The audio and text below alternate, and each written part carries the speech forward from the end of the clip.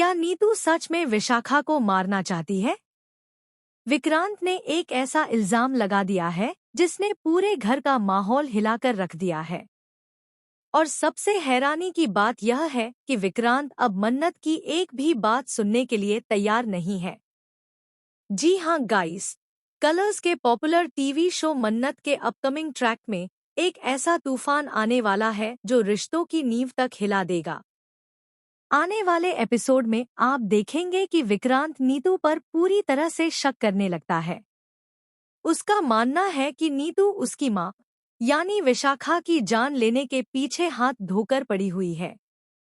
विक्रांत की नज़र में नीतू एक खतरनाक चाल चल रही है और वह हर पल विशाखा को नुकसान पहुंचाने की फिराक में है। कहानी तब और तगड़ी हो जाती है जब मल्लिका की दादी विक्रांत के सामने कुछ ऐसा कहती है जिससे सच और झूठ की लाइन और भी धुंधली हो जाती है। दादी सबके सामने बताती है कि नीतू सच में घर से बाहर गई थी और उन्होंने इसे अपनी आंखों से देखा था।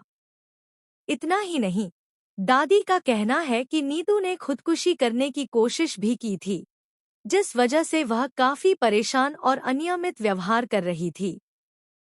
यह बात सुनकर माहौल और भी गंभीर हो जाता है। विक्रांत तुरंत फैसला सुनाता है कि चूंकि नीतू बाहर गई थी, इसका मतलब साफ है कि वह उसकी मां को टारगेट बनाने ही निकली थी।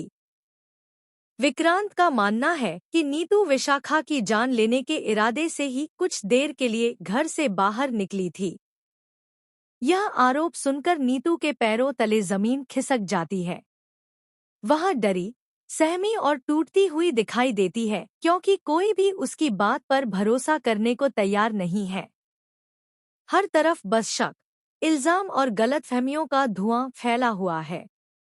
इतने में मन्नत आगे आती है और विक्रांत को रोकते हुए कहती है कि वह दादी की हर बात पर यकीन न करे। मल्लिका को भी चुप रहने के लिए कहती है, लेकिन विक्रांत गुस्से में तमतमाते हुए मन्नत को बोलने का मौका ही नहीं देता। वह साफ कहता है कि दादी ने जो कहा है वही सच है और इस सच पर कोई सवाल नहीं उठाया जा सकता। मन्नत कुछ कह पाती इससे पहले ही विक्रांत और भी भड़क जाता है। वह धैर्य को ताना मारते हुए कहता है, लो, अब तुम ही तहकीकात कर लो। तुम दोनों को तो लगता है कि मैं गलत हूँ, तो जाओ और पता लगाओ कि नीतू क्या करने निकली थी। लेकिन गाइस, यहाँ असली ट्विस्ट अभी बाकी है। आने वाले